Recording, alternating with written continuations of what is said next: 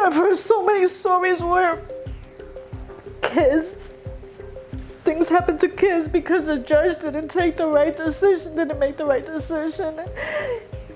That's what I'm afraid for him.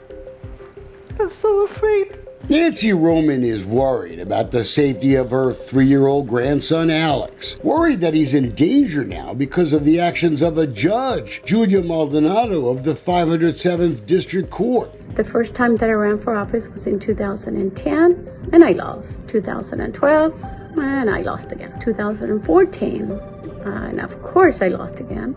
Roman was in Maldonado's court for an ongoing custody battle over Alex this spring. She's had primary custody. When Alex was born, there was domestic violence between him and my daughter. He would beat her up. Now Alex's dad, Richard Garcia, wants more visitation time. He's a convicted felon, busted in Arizona with more than 40 pounds of pot and convicted of attempting to transport a large amount of marijuana. And the judge made it clear at the beginning of the case in court orders that he had to stop using drugs if he wanted to see his son more. She spoke to the father and said, "You're gonna have to decide between your drugs or your son."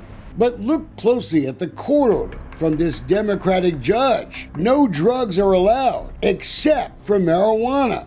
Maldonado ordered Garcia to take a drug test, not just once, but 4 times. And Roman says every time he took a test, he tested positive for marijuana. And she wasn't surprised because her little grandson told her it was happening. Daddy does drugs. He does it in the bathroom.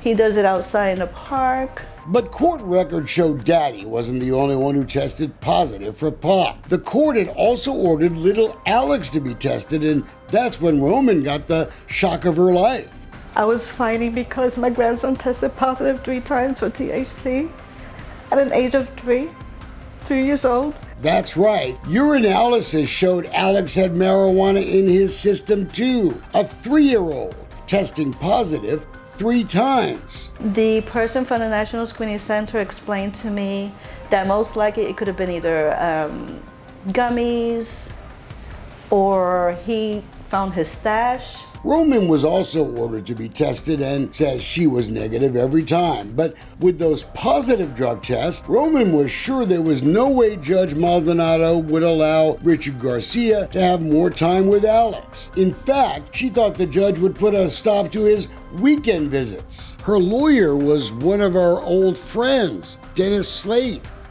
Did your attorney, did he argue the way you would want him to argue? No, he was basically not forcing the information out there. We had all the proof. We had documents. We had pictures. We had test results. They never presented our evidence. It was never presented. They meaning Slate? Yes. But Roman says she did not know that Slate had a relationship with the judge. According to campaign finance records we investigated, Slate was Maldonado's campaign treasurer since January 1st, 2017. And in that time, Slate and his firm had given Maldonado $14,700 in campaign contributions. You'd think that would be helpful for Nancy Roman, but she says she noticed tensions in the courtroom between Slate and Maldonado. The dad's attorney, she was all over the place during the court. She didn't know what page she was looking at, and Judge Maldonado was very calm with her. But when Slate would do something, oh, well, are you not ready? And things like that. Judges usually just report their campaign activity 2 times a year, in January and July. But in March, we saw that Judge Maldonado had notified the Texas Ethics Commission Slate was no longer her campaign treasurer after 5 years of doing it. Remember our investigation last year.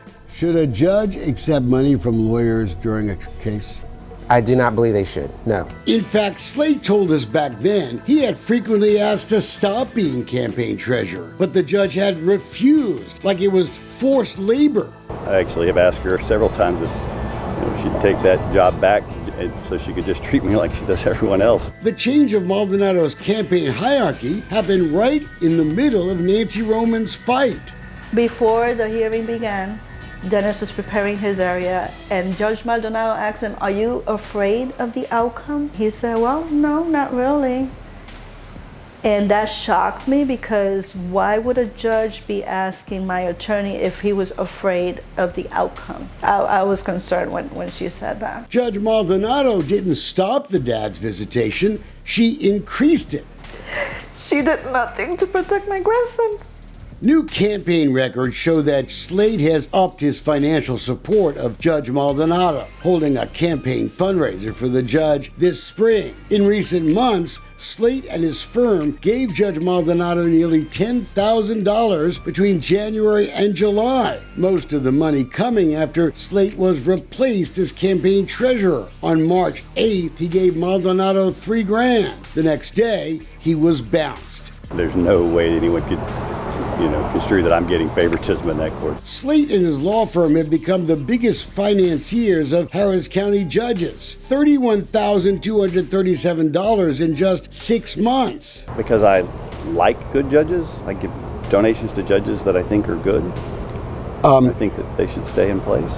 We've long argued that the acceptance of campaign contributions from lawyers to judges, while the judge is hearing a case involving them, should be prohibited. It raises all kinds of questions of bias and fairness. I would think that's a conflict of interest, especially during a case like this. Shannon Orsak wasn't talking about Nancy Roman's fight, but his own brother's ridiculously expensive divorce case going on in Galveston County. Brian Orsak won't talk to us, but Dennis Slate represented his wife in Judge Ann Daring's court. Contributions and fundraisers by Slate and co-counsels at the Tillinger law firm helped raise a lot of money. Judge Ann Daring used it to pay off her long-standing campaign loan. About the same time, the judge was ordering Brian Orsak to pay his lawyers a ton of more money. He had agreed to $185,000 for her lawyers, but in the end, the advance payments totaled more than $500,000. Orsak didn't even get to see the invoices he was paying for more than a year.